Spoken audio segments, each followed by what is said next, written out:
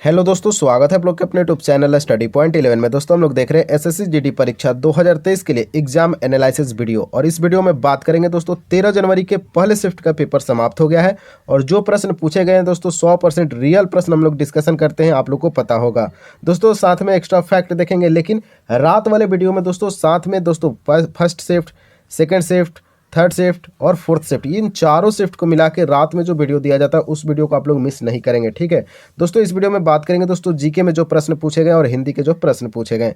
तो चलिए दोस्तों शुरुआत करते हैं दोस्तों। उससे पहले आप लोग फटाफट चैनल को सब्सक्राइब कर दीजिए, बेल आइकन को दबा दीजिए दोस्तों, ठीक है, और वीडियो को शेयर भी करते रहना है, ठीक है।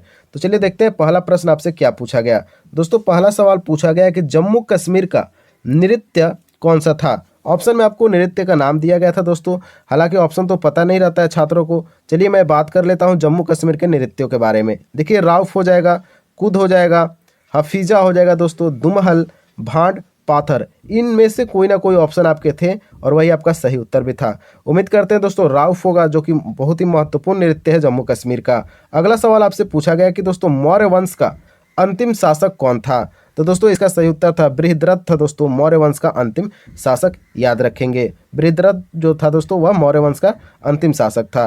अगला सवाल है कि बीणा वादक का नाम बताइए। दोस्तों यहाँ से बीणा वादक, संतूर वादक, यहाँ से सवाल पूछे जाते हैं, तो आप लोग इस टॉपिक को थोड़ा क्लियर कर लीजिएगा। नृत्य टॉपिक, वादक वाला टॉपिक, पंचवर्षीय योजना, ये सारे टॉपिक जो है दोस्तों इसको आपको क्लियर करके पेपर में बैठना है। तो बीणा वादक का नाम हम लोग देख लेते हैं, एस बालचंद्रन हो जाएगा, कृष्ण भागवत अवतार हो जाएगा दोस्तों। ये सारे नाम आपको याद रखना है, इन दोनों नाम को, क्योंकि यहाँ से पेपर में पूछे जाते हैं प्रश्न। अगला सवाल पूछा गया है हिंदी से दोस्तों कि आकाश का विलोम शब्द बताइए। तो विलोम शब्द तो पूछा ही जाएगा हिंदी में। और ध्यान रखेंगे दोस्तों 5 प्रश्न आपका आ रहा है गद्यांश से। जो मैं जब सेट प्रैक्टिस करा रहा था तो वो आपके लिए होमवर्क दिया करता था, ताकि आपको गद्यांश को सॉल्व करने का तरीका मालूम चल जाए, प्रैक्टिस हो जाए। और जिन छात्रों ने वो प्रैक्टिस कर रखा है उनका यहाँ 5 क्वेश्चन मतलब कि 10 नंबर आपका फिक्स है। तो दोस्तों इस प्रश्न का सही उत्तर हो जाएगा आकाश का विलोम पताल हो जाएगा, याद रखेंगे। अगला सवाल आपसे पूछा गया है 2018 एशियन गेम का आदर्श वाक्य यानी मोटो क्या है। तो दोस्तों 2018 एशियन गेम से लगातार प्रश्न पूछा जा रहा है और डिटेल्स में हम लोग बात भी कर चुके हैं रात वाले वीडियो, जो कि एक ही में सारे फर्स्ट, सेकेंड, थर्ड और फोर्थ शिफ्ट का मिलाकर जो वीडियो दिया जाता है उसमें काफ़ी डिटेल्स में हम लोग बात करते हैं, चर्चा करते हैं, तो उस वीडियो को आप लोग मिस नहीं करेंगे। तो दोस्तों इस प्रश्न का सही उत्तर हो जाएगा एशिया का ऊर्जा हो जाएगा दोस्तों। 2018 एशियन गेम का आदर्श वाक्य था, यानी मोटो आपसे पूछा गया था 2018 एशियन गेम का, तो एशिया का ऊर्जा हो जाएगा सही उत्तर। अगला सवाल आपसे पूछा गया है कि इंडियन ओलंपिक समिति का गठन कब हुआ था। तो दोस्तों 1927 में इंडियन ओलंपिक समिति का गठन हुआ था, याद रखेंगे। अगला सवाल पूछा गया है कि जिसके पार न देखा जा सके उसके लिए एक शब्द क्या होगा। तो दोस्तों एक शब्द का अनेक अर्थ वाला जो टॉपिक है, लगभग 150 प्रश्न मैंने करा रखा, और ये जो प्रश्न पूछा गया है उसी वीडियो से पूछा गया है, जो कि प्रीवियस ईयर का 150 क्वेश्चन मैंने करा रखा है। तो उसको आप लोग देख लीजिएगा जिनका भी पेपर आने वाले दिन में है। तो जिसके पार न देखा जा सके उसके लिए एक शब्द अपारदर्शी का इस्तेमाल करते हैं।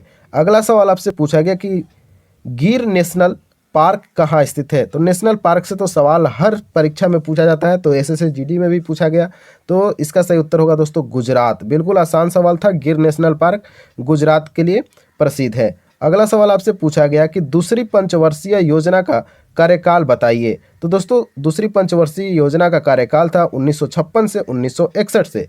कल पूछा गया था दोस्तों कि पहली पंचवर्षीय योजना का कार्यकाल क्या था, तो 51 से 56 था, ये भी आपको ध्यान में रखना है। अगला सवाल आपसे पूछा गया कि उज्ज्वल का शुद्ध वर्तनी क्या होगा। तो दोस्तों उज्ज्वल का यह शुद्ध वर्तनी होता है। 150 प्रश्न इस टॉपिक को भी मैंने करा रखा है, और ये 4 से 5 बार तो आपके प्रीवियस ईयर क्वेश्चन में आया हुआ था पेपर में, ठीक है। तो इस बार कितना आएगा ये आपको पता चल गया होगा, ठीक है। तो उज्ज्वल का शुद्ध वर्तनी हो जाएगा दोस्तों उज्ज्वल, ऐसे लिखा जाता है।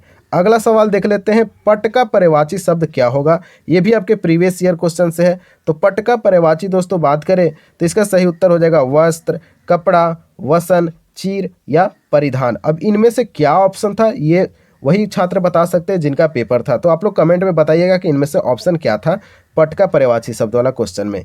अगला सवाल आपसे पूछा गया मौलिक कर्तव्य। अभी कल ही मैं जब वीडियो रात वाला अपलोड किया था तो दोस्तों काफ़ी इंपॉर्टेंट वो वीडियो है 12 जनवरी वाला, जिसमें फर्स्ट, सेकेंड, थर्ड और फोर्थ चारों शिफ्ट का मिलाकर वीडियो अपलोड कर दिया गया है। इस वीडियो को देखने के बाद उस वीडियो को आप लोग जरूर देखेंगे जिनका भी पेपर आने वाले दिन में है। तो दोस्तों मौलिक कर्तव्य के बारे में बात करें तो कुल 11 मौलिक कर्तव्य हैं और यह सवाल पूछा गया था कि कितने मौलिक कर्तव्य हैं, तो 11 हैं। रिपीट प्रश्न है, ध्यान रखेंगे दोस्तों। 11वां कब जोड़ा गया था मौलिक कर्तव्य? तो 2002 में 86वां संविधान संशोधन के तहत इसको जोड़ा गया था 11वां जो मौलिक कर्तव्य है। दोस्तों बात करें कि 42वें संविधान संशोधन 1976 और 10 जोड़ों को जोड़ा गया था, इस बात को आप लोग ध्यान रखेंगे। तो 10 को कब जोड़ा गया था? तो 42वां संविधान संशोधन और 11वां 86वां संविधान संशोधन के तहत जोड़ा गया था, आप लोग याद रखेंगे। अगला सवाल आपसे पूछा गया मोस्ट इंपॉर्टेंट प्रश्न दोस्तों, बस्तर का आंदोलन कब हुआ था? लगभग दोस्तों 90% छात्र इस प्रश्न का उत्तर नहीं दे पाए, तो ध्यान रखेंगे दोस्तों। बस्तर का आंदोलन हुआ था 1910 में। कब हुआ था? 1910 में बस्तर का आंदोलन हुआ था, आप लोग याद रखेंगे। अगला सवाल आपसे पूछा गया कि पश्चिम बंगाल का सांसद, हालांकि यह प्रश्न मुझे साफ साफ नहीं पता चला, बस आप लोग याद रखेंगे कि पश्चिम बंगाल के सीएम कौन है, तो ममता बनर्जी हैं। अगला सवाल आपसे पूछा गया कि उत्तर प्रदेश का राज्यपाल कौन है?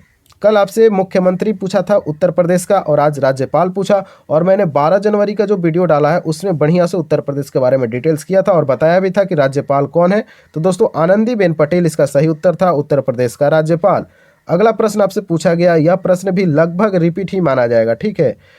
जो बच्चे लगातार एनालिसिस के साथ जुड़े हैं तो वो तो बोलेंगे कि सीधे यह रिपीट प्रश्न है। प्रश्न क्या पूछा गया कि साक्षरता दर में दूसरा सबसे कम साक्षरता वाला राज्य कौन सा है? तो दोस्तों आइए हम लोग इंपॉर्टेंट पॉइंट देख लेते हैं। देखिए सबसे अगर कम पूछे तो वह है बिहार, और दूसरा सबसे कम पूछे तो अरुणाचल प्रदेश, और यहाँ वही प्रश्न पूछा गया है कि दूसरा सबसे कम साक्षरता वाला राज्य कौन सा है, तो अरुणाचल प्रदेश। और यह बिहार वाला प्रश्न कल पूछ लिया गया था, यह भी आपको ध्यान में रखना है। और ये परसेंटेज भी आपको ध्यान रखना है, 63.82% बिहार का है, 66.95% अरुणाचल प्रदेश का है। और अब तीसरे का बारी है, यानी ये पूछ लिया गया, ये भी पूछ लिया गया, तो हो सकता है ये भी पूछ ले। तो राजस्थान का 67.06% है, तीसरे नंबर पर है कम साक्षरता वाला में।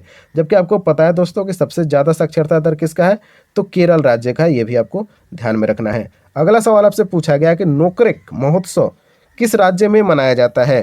तो दोस्तों छात्रों के द्वारा बताया गया कि नोकरेक महोत्सव से सवाल पूछा गया, तो इसका सही उत्तर था मेघालय। दोस्तों मेघालय में मनाया जाता है नोकरेक महोत्सव, ठीक है, याद रखेंगे। अगला सवाल आपसे पूछा गया है हिंदी में द्वंद का पर्यायवाची शब्द बताइए। दोस्तों इंद्र है, क्या है दोस्तों? इंद्र है। इंद्र का पर्यायवाची शब्द बताना है तो देवराज हो जाएगा, अमरनाथ हो जाएगा, मेघराज हो जाएगा, पुरंदर हो जाएगा। बिल्कुल रिपीट प्रश्न है ये भी। तो इंद्र का पर्यायवाची शब्द दोस्तों देवराज, अमरनाथ, मेघराज, पुरंदर आपको याद रखना है। अब ऑप्शन में क्या है वो तो छात्र ही जाने। अगला सवाल आपसे पूछा गया दोस्तों कि वाक्य अशुद्धि से प्रश्न पूछा गया। दोस्तों एक प्रश्न मुहावरा से प्रश्न पूछा गया, हालांकि बच्चों के द्वारा मुहावरा नहीं बताया गया क्योंकि उनको याद नहीं था दोस्तों, क्योंकि समय ही कम मिल रहा है। 60 मिनट में बच्चे अपना क्वेश्चन सॉल्व करेंगे कि क्वेश्चन याद करेंगे, ठीक है। तो ध्यान रखना है दोस्तों, मुहावरा से आ गया। क्रिया विशेषण से छात्र बता रहे थे, एक प्रश्न आया था। तो ऐसे ऐसे करके छात्रों ने बताया। और ध्यान रखेंगे दोस्तों जिनका भी मैथ का एनालिसिस करना चाहते हैं, देखिए 4 प्रश्न दोस्तों छात्रों ने बताया कि प्रॉफिट एंड लॉस से प्रश्न पूछा गया, 2 प्रश्न टाइम एंड वर्क से पूछा गया, ठीक है। CISI परेशान कर रहा है तो आप लोग थोड़ा सा CISI को बढ़िया से देख कर जाइएगा पेपर में, ठीक। चलिए दोस्तों मिलते हैं अब नेक्स्ट वीडियो के साथ, तब तक के लिए जय हिंद, जय भारत।